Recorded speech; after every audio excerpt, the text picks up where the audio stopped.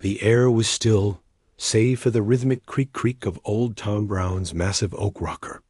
Beside him, Cousin Rosemary sat on a crate, sharpening a skinning knife with practiced ease.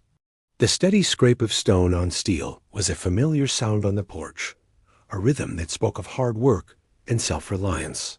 Perched on Tom's mountain of a shoulder, Sugar was unusually quiet. Her bright blue eyes locked on the stranger, sitting across from them. She was a tiny Siamese kitten, a speck of cream and brown against Tom's enormous frame, but her gaze held an unnerving intensity.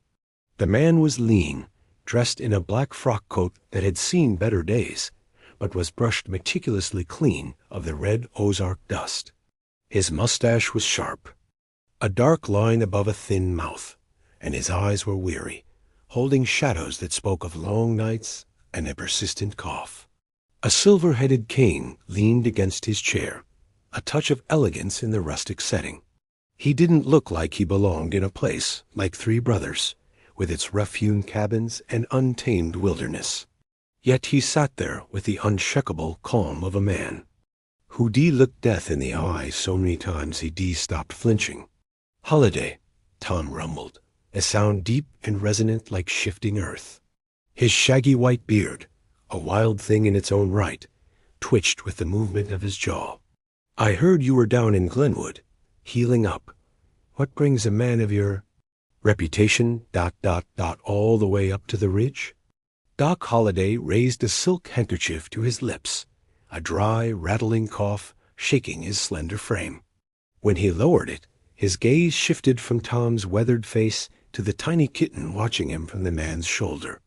"I heard a rumor, Mr. Brown," he said, his voice raspy but clear. "A whisper on the wind. They say there is a sentinel on this porch who can see a man's soul before he even speaks.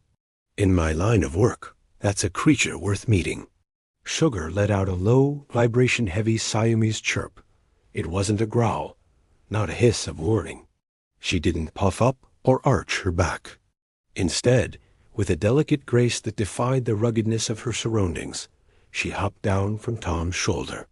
She walked across the dusty porch planks, her tiny paws making no sound, and stopped before the stranger's polished boot. Then she leaned in and rubbed her cheek against the worn leather. Rosemary chuckled, a low, earthy sound. She didn't even look up from her knife, the blade flashing in the afternoon light. "Seems she likes you, Doc. That's lucky for you." Sugar darned to take kindly to men with lead in their hearts or darkness in their souls. A ghost of a smile touched Doc Holliday's lips, visible beneath his mustache. He leaned back in his chair, the tension in his shoulders seeming to ease just a fraction. "I've spent my life surrounded by giants and outlaws, madam," he mused, his eyes drifting from the massive man to the tiny cat. "But I've never seen a man as big as Tom or a cat as small as Sugar hold a mountain together so well." "We keep the peace, Doc," Tom said, his voice a gentle thunder. His giant hand, a hand that could snap a pine branch like a twig, reached out to gently pat the kitten as she hopped back onto the porch and returned to his side, curling up near his boot. "And the peace is what keeps us." The rocker continued its steady rhythm, a promise of constancy in a world of uncertainty. The gentleman gambler had come seeking a legend, and found a truth far simpler and far more powerful than he could have ever imagined. Thank you for listening to this chapter. If you enjoyed this story from the Ozarks, make sure to like this video and subscribe for more tales from the Ridge. We'll see you next time.